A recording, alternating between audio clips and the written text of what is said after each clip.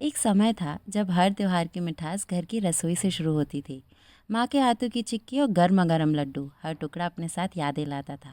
आज उन्हीं यादों को हम फिर से जिएंगे। 90 के दशक की वो सर्दियाँ जब मिठाई सिर्फ मिठाई नहीं बल्कि परिवार का प्यार और दादी के हाथों का जादू हुआ करती थी। आज हम उस प्यार को आपकी रसोई में वापस लाने वाले हैं, तो चलिए शुरू करते हैं। तो सबसे पहले हम यहाँ बनाते हैं चिक्की, जिसके लिए मैंने तकरीबन 1.5 कप मूंगफली यहाँ पे ली है। हमारे यहाँ तो इसे मूंगफली कहते हैं, कहीं इसे सींगदाना या शेंगदाना भी कहते हैं। आपके स्टेट में इसे क्या बोला जाता है मुझे कमेंट बॉक्स में ज़रूर से बताइएगा। तो यहाँ पे मैंने सारी मूंगफली को एक प्लेट में डाल लिया है। अगर इसमें कोई भी ख़राब मूंगफली है तो आप एक बार अच्छे से इसे चेक कर लीजिए और उसे निकाल दीजिए, क्योंकि अगर एक भी ख़राब मूंगफली होगी तो उसका टेस्ट बिल्कुल भी अच्छा नहीं आता है। अब एक पैन में आप सारी मूंगफली को लो फ्लेम पे ड्राई रोस्ट कर लीजिए।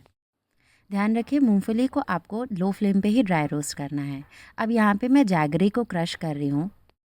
आप चाहें तो इसकी जगह जैगरी पाउडर का भी इस्तेमाल कर सकते हैं, पर अगर आपके पास ये जैगरी अवेलेबल है तो इसी से बनाइएगा, इससे फ्लेवर बहुत अच्छा आता है।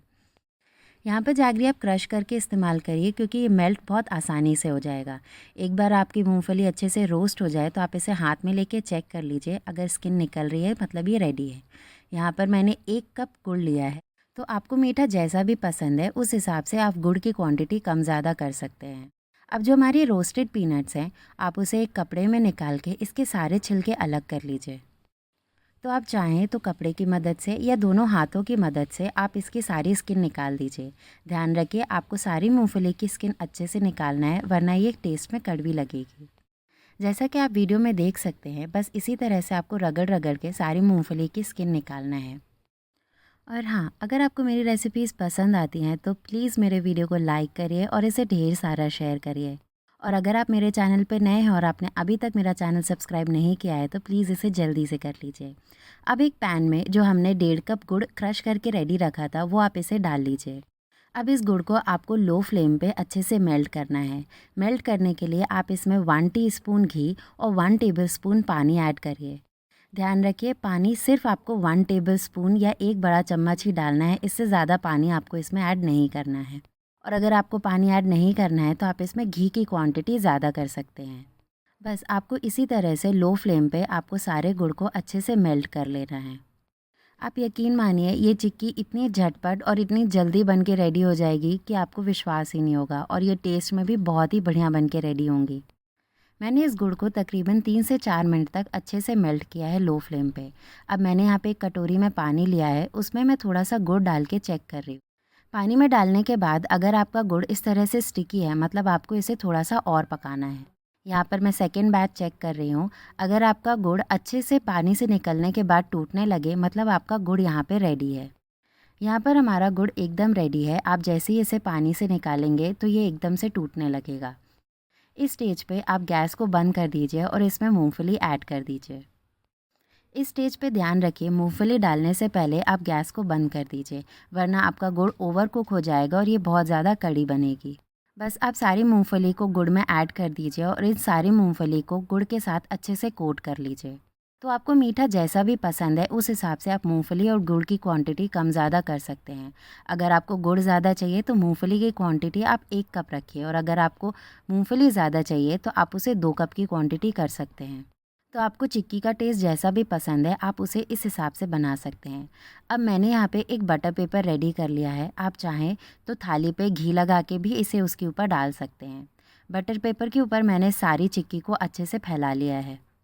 इस स्टेज पे आप ध्यान रखिए कि गुड़ बहुत ज़्यादा गर्म होता है तो हाथ में चिपकने के चांसेस होते हैं, तो इसे बहुत ध्यान से हल्के हाथों से इसे फैला लीजिए। अब इसके ऊपर आपको एक और बटर पेपर रखना है और जो हमारा बेलन है उसकी मदद से आप इसे अच्छे से बेल लीजिए।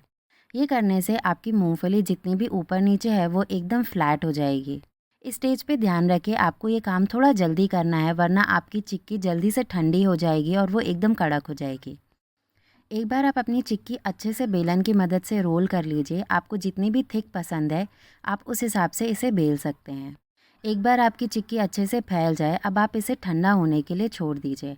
आप चाहें तो इसे रैंडम शेप में भी तोड़ सकते हैं, पर मैंने यहाँ पे चाकू की मदद से इसमें हल्के हल्के कट्स लगा लिए हैं, जिससे जब ये चिक्की ठंडी हो तो आपको इसे तोड़ने में आसानी हो। आप चाहें तो इसे डायरेक्टली भी ऐसे ही तोड़ के खा सकते हैं।